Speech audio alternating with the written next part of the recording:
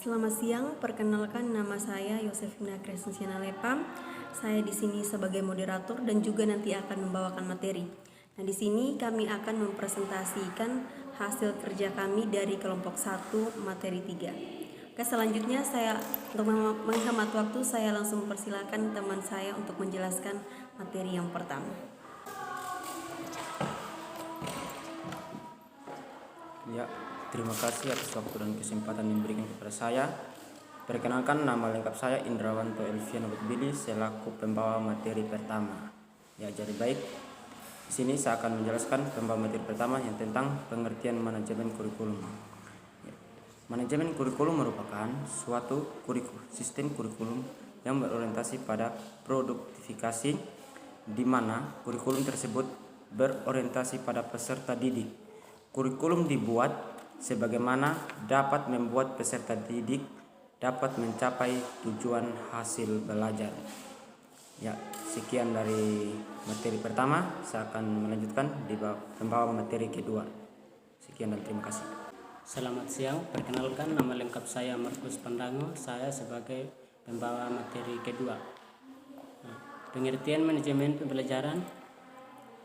Manajemen pembelajaran adalah jadwal kegiatan guru siswa, strategi pembelajaran, pengelolaan bahan praktek, pengelolaan alat bantu, pembelajaran bertim, program remedi, pengayaan dan peningkatan kualitas pembelajaran. Kegiatan dalam belajar mengajar itu di mana guru itu menyusun strategi pembelajaran agar siswa dapat memahami dengan baik. Dalam pembelajaran bertim, siswa diminta agar bentuk dalam kelompok atau bertim agar mereka bisa berdiskusi dan bekerja sama. Sekian dari saya. Perkenalkan, nama lengkap saya Arianti Ubulaga. Saya sebagai pembawa materi yang kedua.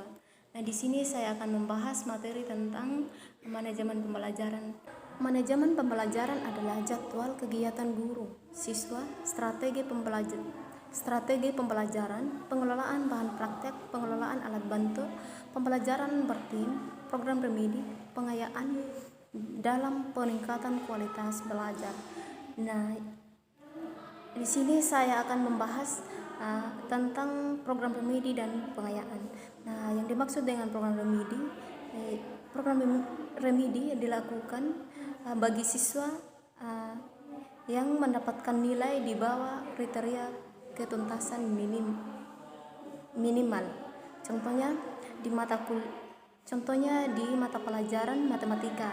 Jika siswanya mendapatkan nilai di bawah KKM, misalnya KKM-nya 70, jika siswanya mendapatkan nilai 69, maka siswa tersebut harus melakukan remedial agar yang kedua program pengayaan dilakukan bagi siswa yang memiliki nilainya di atas kriteria ketuntasan minimal.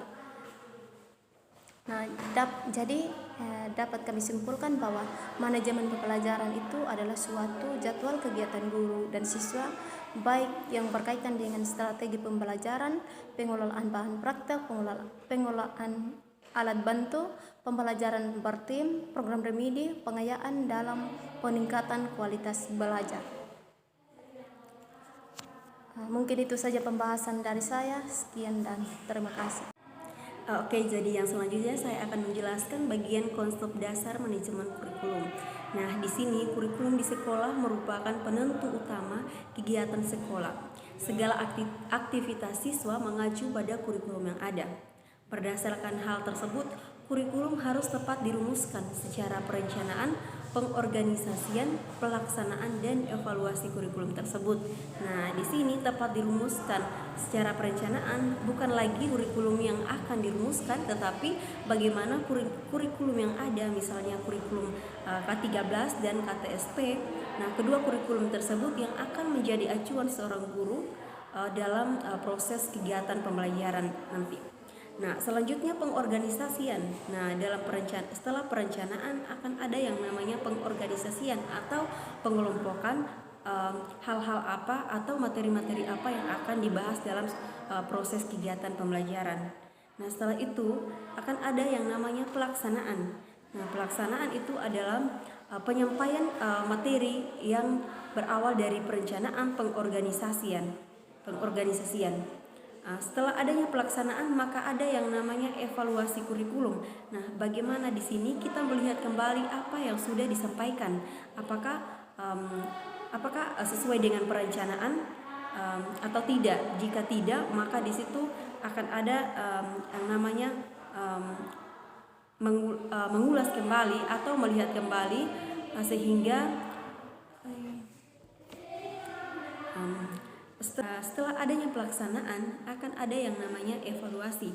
Nah, evaluasi di sini itu berarti kita melihat kembali apa yang sudah kita sampaikan, apakah sesuai dengan perencanaan atau tidak, atau apakah dalam pembahasannya terdapat hal-hal yang kurang baik sehingga di situ siswa tidak mudah untuk memahami.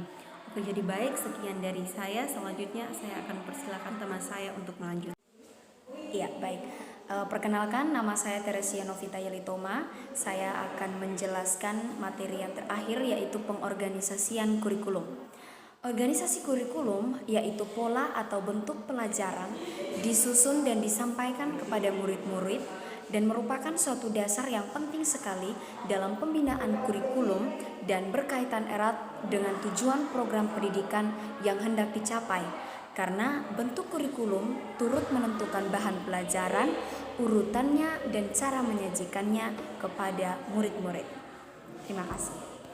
Oke, jadi baik, sekian hasil presentasi kami.